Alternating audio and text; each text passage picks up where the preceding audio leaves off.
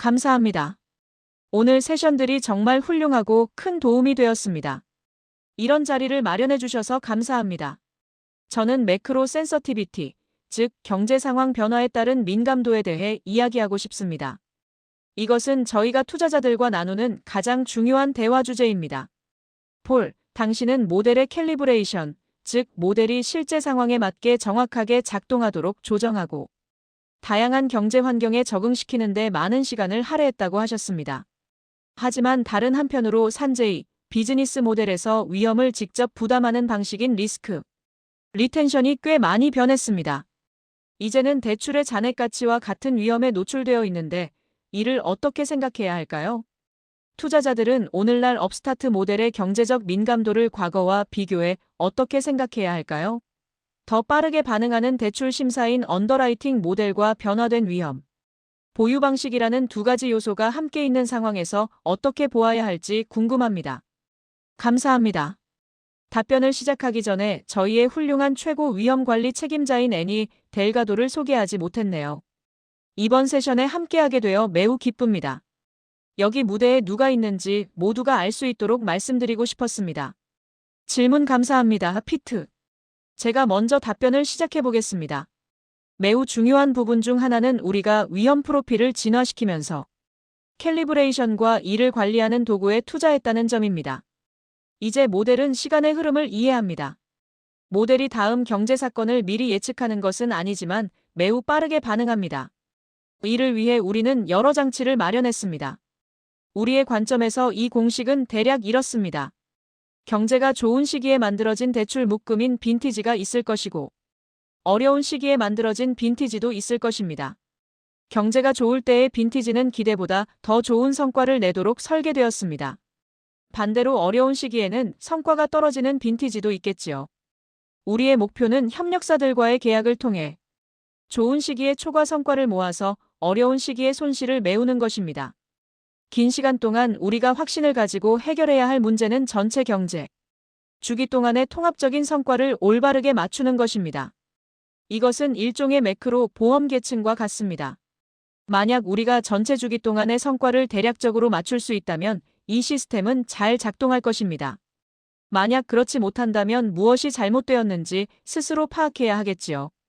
하지만 그것이 우리가 건 근본적인 도박이며 우리가 정말 자신 있게 추진하는 방향입니다. 제가 덧붙이자면 2022년 초를 되돌아보았을 때 비즈니스에 가장 큰 충격을 주었던 핵심적인 일은 실제 손실이 모델로 예측했던 것보다 50%나 더 높았다는 점입니다. 그런 상황에서는 시스템에 자금을 공급하던 많은 자본가들이 더 이상 자금을 대고 싶어 하지 않았습니다. 하지만 손실 차이가 50%인 것과 20%인 것은 처음부터 천지 차이입니다. 또한 그런 상태가 9분기 동안 지속되는 것과 3분기 동안 지속되는 것도 완전히 다릅니다. 이런 차이를 만들어내는 것이 바로 우리가 자신 있게 선보이는 기술적 변화입니다. 비즈니스 모델 측면에서도 산제이가 말했듯이 자본의 성격에 따라 다른 계약을 맺고 있습니다. 계약 내용을 떠나서 근본적인 것을 생각해 본다면 투자자들은 좋은 시기에 연간 9% 정도의 수익을 기대할 수 있습니다. 만약 그 수익이 7%로 떨어진다면 기분이 좋지는 않겠지만 치명적인 사건은 아닙니다. 하지만 9%의 수익이 0%나 그 이하로 떨어진다면 그것은 재앙이 됩니다. 그래서 저희는 50%와 20%의 차이, 그리고 9분기와 3분기의 차이가 세상을 바꿀 만큼 크다고 보고 있습니다. 네, 램지 질문해 주세요. 조명이 눈이 부셔서 잘 안 보이네요. 바클레이즈의 램지 엘스입니다. 통찰력 있는 자리를 마련해 주셔서 감사하고 새로 소화해야 할 정보가 많아서 정말 좋습니다. 폴과 산제이에게 앞선 질문에 이어 질문드립니다. 2022년에 더 나은 성과를 보여주었던 매크로 측면의 새로운 모델 입력값이나 도구들에 대해 말씀하셨습니다. 일반인도 이해하기 쉽게 설명해 주실 수 있나요? 새로운 데이터를 가져오는 것인가요? 아니면 새로운 변수를 찾아낸 것인가요? 매크로 예측력을 높이는 비결이 무엇인지 궁금합니다. 좋은 질문입니다. 우선 두 가지 용어인 세퍼레이션과 캘리브레이션을 다시 한번 설명해 드리고 싶습니다. 이 두 가지는 서로 다른 기능을 하며 몇 년 전의 상황을 이해하는 데 매우 중요합니다. 세퍼레이션은 대출 신청자들 사이의 상대적인 위험 순위를 정확하게 매기는 능력입니다. 어떤 사람이 다른 사람보다 더 위험한지 덜 위험한지 아는 것입니다. 이것은 그 사람에 대해 얼마나 많은 사실을 알고 있는지에 따라 크게 좌우됩니다. 예를 들어 현금 흐름 데이터를 추가하거나 제가 아까 말했던 임베딩 기술 또는 치폴레에서 식사하는 것의 가치를 아는 것 등이 여기에 해당합니다. 이런 노력을 통해 우리는 어떤 신청자가 다른 신청자보다 채무 불이행 가능성이 2.3배 더 높다는 식의 상대적인 위험을 아주 잘 구분할 수 있습니다.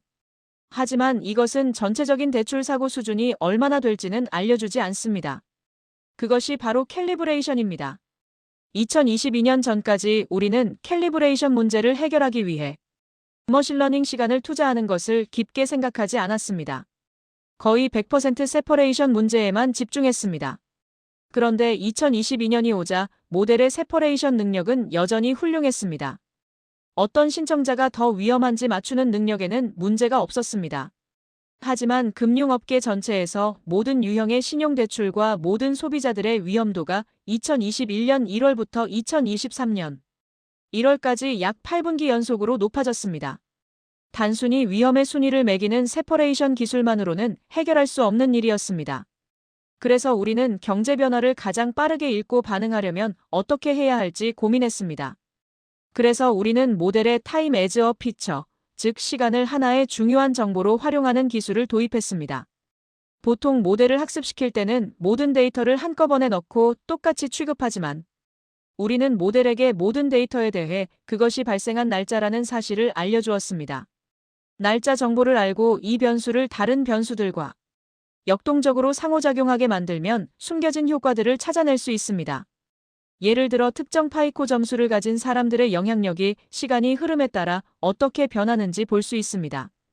동일한 특성을 가진 신청자라도 2024년에는 2020년보다 채무 불이행 가능성이 2배나 높을 수 있다는 것을 알 수 있습니다.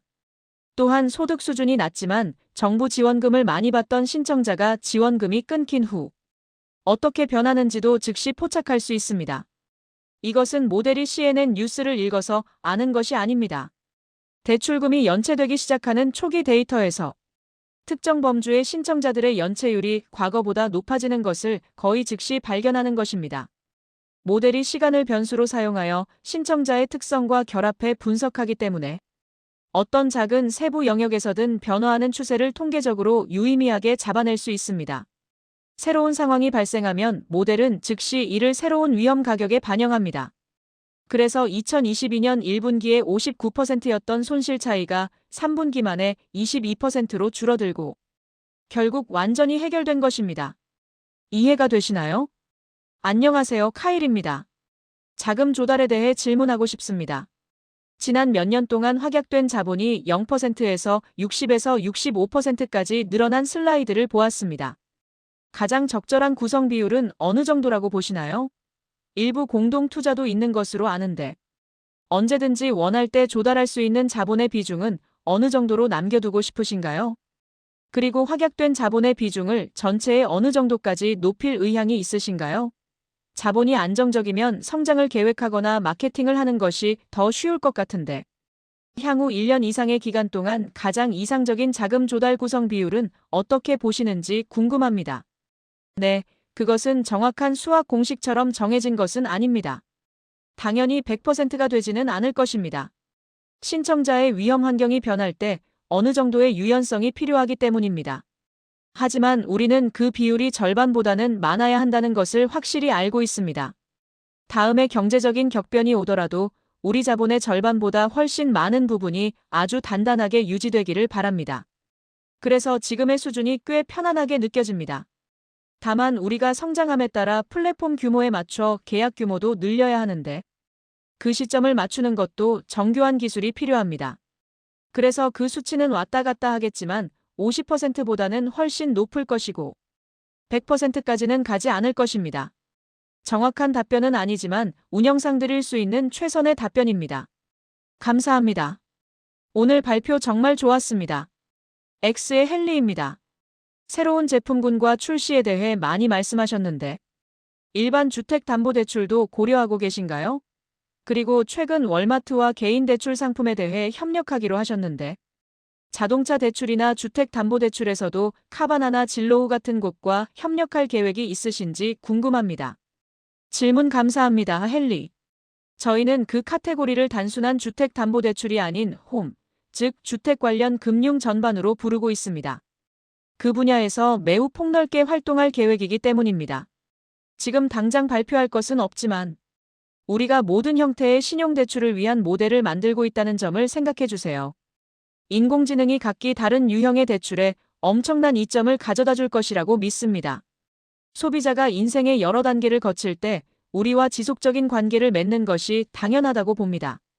따라서 주택 구매 대출은 물론 재융자 대출이나 다른 범주들도 미래에 포함될 것입니다.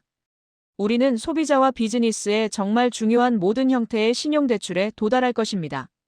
언제나 승인된 금리를 보장받는 등의 혁신은 모든 종류의 대출에서 매우 강력한 힘을 발휘할 것입니다. 지금 우리가 서비스하는 제품들의 시장 점유율은 아직 매우 낮기 때문에 성장 가능성이 엄청납니다. 그래서 기존 제품에 계속 투자할 것인지 아니면 새로운 팀을 꾸려 다른 카테고리로 진화할 것인지 사이에서 균형을 맞춰야 합니다. 올해도 더 많은 카테고리를 보게 되실 것이고 매년 그렇게 될 것으로 기대하셔도 좋습니다. 적절한 시기에 그곳에 도달할 것입니다. 오른쪽 마이크를 가진 분 말씀해 주세요. 안녕하세요, 빈센트입니다. 시간 내주셔서 감사합니다. 업계 관점에 대해 묻고 싶습니다. 당신들이 위험을 구분하는 세퍼레이션 능력이 얼마나 더 뛰어난지 강조하셨는데 경쟁사들도 인공지능에 대해 많은 이야기를 합니다. 당신들이 있는 곳과 업계의 다른 회사들 사이에 어느 정도의 격차가 있다고 보시나요? 업계가 지금의 당신들을 따라잡는데 얼마나 걸릴까요? 그리고 계속 앞서 나가기 위해 어떤 노력을 하고 있으며 어느 정도의 투자가 필요한가요? 저희는 업계의 다른 회사들이 우리가 해결하려는 종류의 문제를 다루고 있다는 증거를 별로 보지 못했습니다. 우리는 꽤 개방적으로 많은 것을 공유하고 있습니다. 만약 우리가 하는 것과 비슷한 놀라운 일을 하는 경쟁자가 있다면 그들이 아주 조용히 움직이고 있는 것일 텐데 이 업계는 꽤 좁습니다. 우리가 만드는 종류의 것을 만들 수 있는 인재들은 매우 한정적입니다. 그들은 서로 박사학위를 같이 받기도 한 좁은 그룹입니다. 그래서 이 업계에서 우리가 전혀 모르는 엄청난 연구 개발이 일어나고 있다고 상상하기는 어렵습니다. 지난 몇 년 동안 업스타트를 지켜보셨다면 우리가 설명하는 파운데이션 모델, 즉 기초가 되는 거대 모델을 구축해온 과정을 보셨을 것입니다. 이제 그것이 우리가 낙관할 수 있는 방식으로 자리를 잡아가고 있습니다. 우리는 이제 가격이나 경험 면에서 시장의 최고 제품들과 경쟁할 수 있는 단계에 와 있습니다. 저희가 보기에는 아무도 그 격차를 좁히지 못하고 있으며 오히려 그 반대라고 느낍니다. 우리는 우리 자신과 경쟁하고 있습니다.